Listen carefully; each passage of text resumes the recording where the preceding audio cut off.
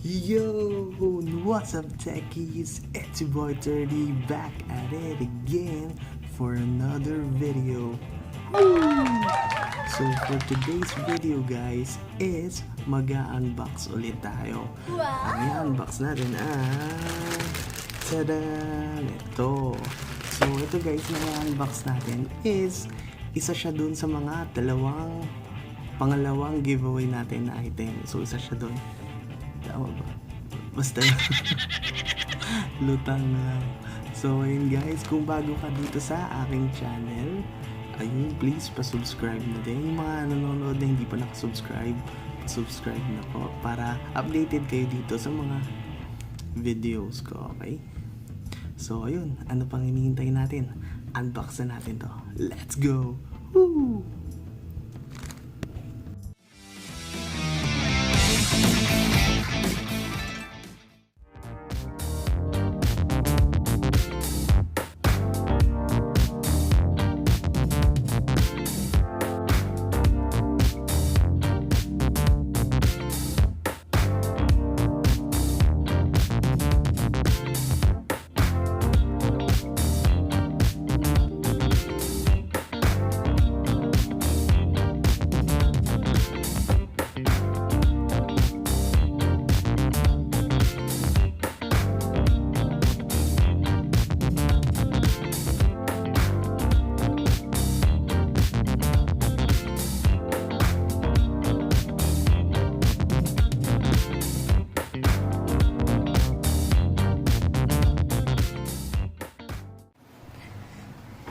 Yown! So ngayon guys, start na tayo sa pag-unbox natin, okay? So yun, nakita nyo na sa title kung ano tong i-unbox natin. So bagay na bagay ito guys sa mga tulad kong batang 90s, o diba?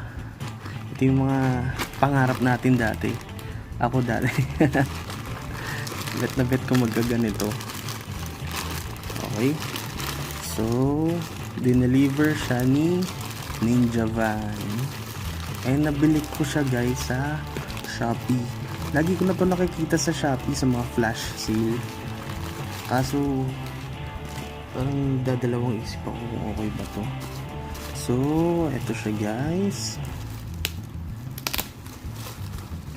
Ayan, ito guys yung Gameboy na 400-in-1 na Supreme. So grabe naman Ninja Van.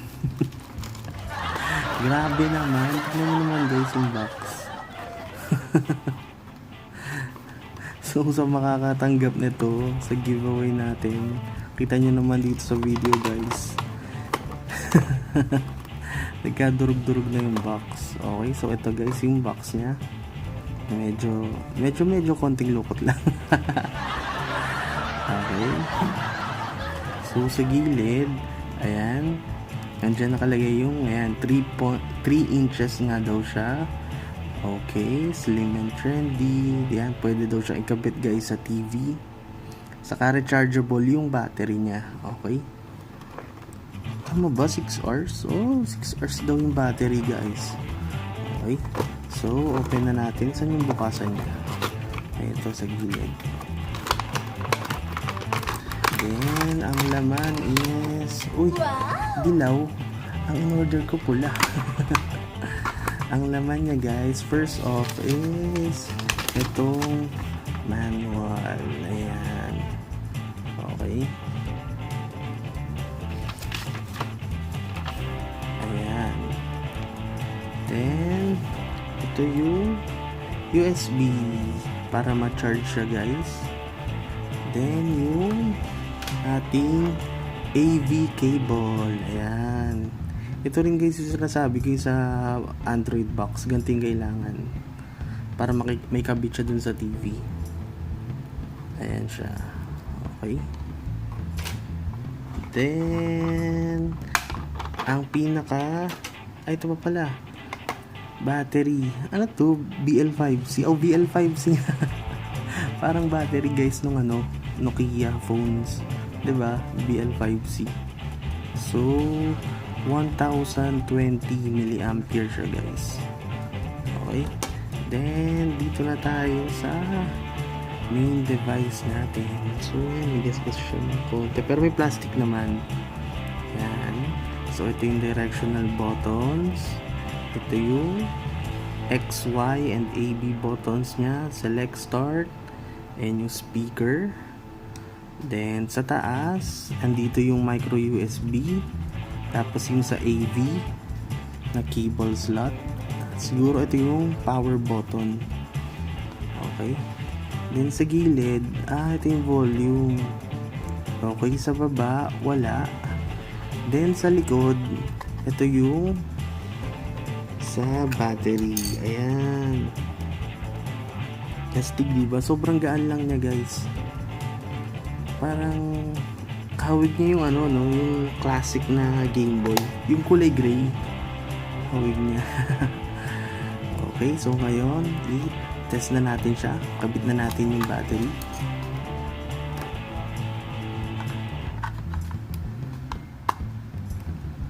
So, first impression guys, dito sa pinaka-hardware niya is maganda naman siya. Malaki yung screen. Maganda yung buttons. Hindi ganon katigas. Tama-tama lang. Saka ang ganda ng kulay niya. Parang siya, yung Game Boy Color. Yung datingan niya. Since kulay dilaw. Dilaw nga ata talaga yung nabili ko. Okay, so ngayon is i-test na natin siya. On na natin. Bubukas kaya. Uy! Ang cute ng tunog. Ano din siya, 8-bit. Diba? Ay, teka na, natakpan ng Patayin natin yung ilaw. Para makita yung screen. Eh, parang low bat siya, guys. Teka, charge ko lang. Yun. So, ngayon, guys, chinarge ko siya dito sa power bank. Low bat nga siya. Okay? So, ngayon, pagbukas nyo, guys, ito yung makikita nyo. Number 1, siguro sa language, Chinese and English. So, syempre, ang pipiliin natin is itong English. Then, ayan. Nakalagay na, guys, yung 401 nya. So, unang-unang nakalagay is yung favorite ng lahat is yung Super Mario. Okay? Then, yung next game, Mario 14. Then, Mario 3, Dr. Mario. Ito, Dr. Mario, favorite ko to. Third Tales. Uy, Contra. Ito pa ako, diba? Nostalgia feels, guys. Tapos, Cage. Fantasy. Ito, Adventure Island. Pero feeling ko, guys, hindi talaga siya 400. Parang iniba-iba na lang nila yung name. Robocop. So, ayan, guys, yung mga games niya. Nakakaano lang yung tunog. Nakakatuwa. Kasi, di ba dati, ganito talaga yung mga games natin eh. Mga sa family computer, yung sa classic Game Boy. 8-bit talaga. Okay, so mag-try tayo, guys, ng game. Ano ba yung magandang game? Hindi na lang, Mario na lang. Ayun, nakita ko na siya. Okay, start. Ayan. Oh, ha? Nakakaaliw. So, yung... marunong pa ako. Saan yung mataas sa talon na ito? Hindi ko lang sure kung kabisado ko pa to. Dati, alam nyo guys, yung kahit yung mga sikretong 1-up, inaaral ko pa to eh. Teka, tinan ko ako nandito pa. Dito ata meron eh. O, diba? Kabisado ko pa. Okay naman siya guys, yung buttons. Masarap sa kamay. Ay, ano ba yan? Mali. Teka, tapusin ko lang to. Shortcutin na natin. O, diba? O, ha? So, bagay din to guys sa mga chikiting. Kasi, ako talaga, personally, hindi ako fan nung bibigyan ng tablet or ng phone yung mga maliliit na bata. Ay, ano ba yan? Kasi diba, ang taas nung chance na meron silang mapunta na ibang site, may mapanood silang videos na hindi pa dapat, alam mo yun. Compare sa ganitong dedicated na pang gaming talaga. As in talagang maglalaro lang sila, di ba? Okay. Tapos yung pa guys, mura lang to.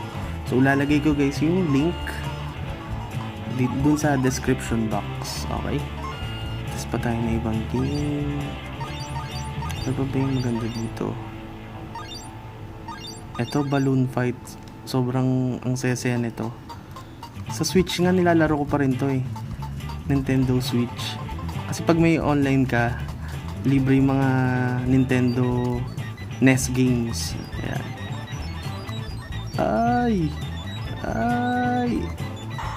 Ay naku, na ako.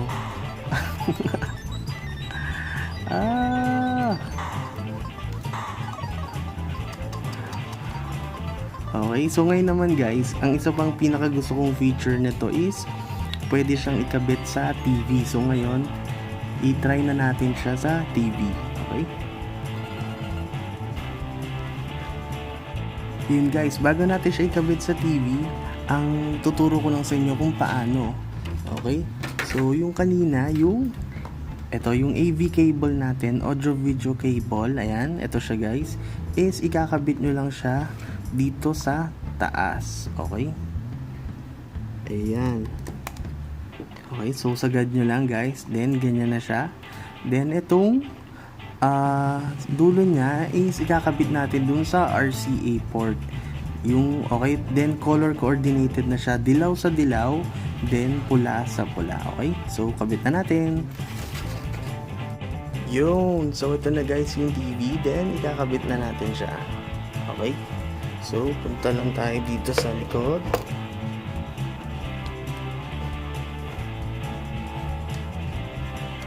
Then, hanapin lang natin yung RCA slot natin. So, ito na siya guys, sa gilid. Ayan. Okay, tulad ng sinabi ko kanina, yung dilaw sa dilaw, then yung pula sa pula. Okay?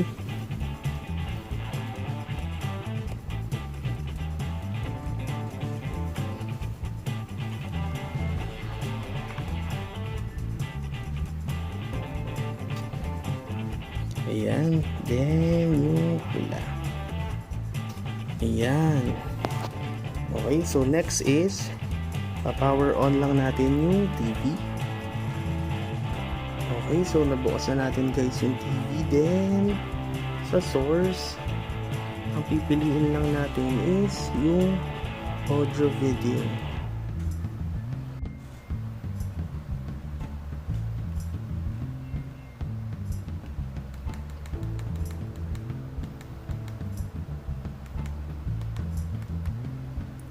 Ayan, piliin lang natin yung AV1. Okay, then i-turn on natin yung device natin. Okay, so ito siya guys. Then on. Ayan, then ayan na siya guys. Pagka on natin, ayan na siya. Same lang din nung nakikita nung nandun sa screen nung Gameboy, then dito sa TV. Okay? Then yun nga pala guys, ma-advise ko, pag lalaro nyo siyang nasa TV, is lagyan nyo siya ng power source. For example, ito, kinonek ko siya dun sa power bank. Okay? Kasi mas madaling malulobat pag nakakabit siya sa TV. Pero 'di ba, mas maganda maglaro sa TV. Mas ano siya, feel na feel mo. Parang nung mga dati lang, okay? So, test ulit natin.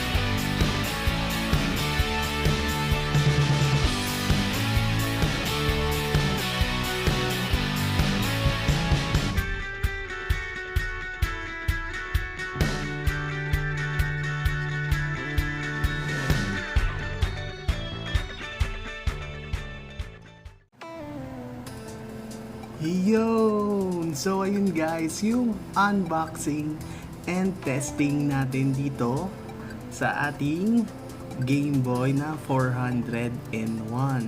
So ngayon guys is yung verdict. Sulit ba tong 401 na Gameboy natin? Ang masasagot ko is yes na yes guys. For example, sa akin tulad ko na adult na, okay siya guys kasi 'di ba pwede mong balikan yung mga dati mong favorite na games na kahit nasaan ka pa bumabiyahe, nasa pila, malalaro mo siya. Tingin pa guys, sobrang mura lang niya. Nasa 300 plus lang siya, 'di ba? Then yun naman, next naman is kung sa mga bata naman, sulit din siya guys. Kasi yun nga, tulad ng nasabi ko kanina, mas okay ito yung palaro natin sa mga bata. Kasi yun nga, compare sa tablet, pwedeng may kung ano pa silang mapindot, mapuntahan na site, mapanood ng video. Ito guys, talagang dedicated na panglaro lang. Saka, kunyari, iPad, nabagsak nila, di ba? Parang ang ano sa damdamin kasi mahal, lambik ko na nasira. At least ito, di ba? Wala pang 500 pesos kung may bagsak man nila, mapasa, madaganan, or kung ano man, okay lang kasi mura lang siya. Pwede nilang bumili ulit ng bago. Saka yung pa, pinakamaganda pa dito, pwedeng ikabit sa TV, di ba? Nababantayan nyo rin yung playing time nila. O, di ba? So, yun nga pala guys, ipapag-giveaway natin to. So, same lang din yung procedure nung una nating giveaway. Like nyo lang tong video, then subscribe, then screenshot nyo, then ipopost ko tong video na to dun sa Facebook page nung 30Tech and i-comment nyo na lang doon. Okay? So ayun guys, yung video natin, maraming salamat sa panonood. Sana nagustuhan nyo yung video. Again, huwag kalimutang mag-subscribe sa mga hindi pa nagsusubscribe. Okay? Yun! So ayun guys, maraming salamat ulit. It's your boy 30. See you sa next unboxing video ko. Woo!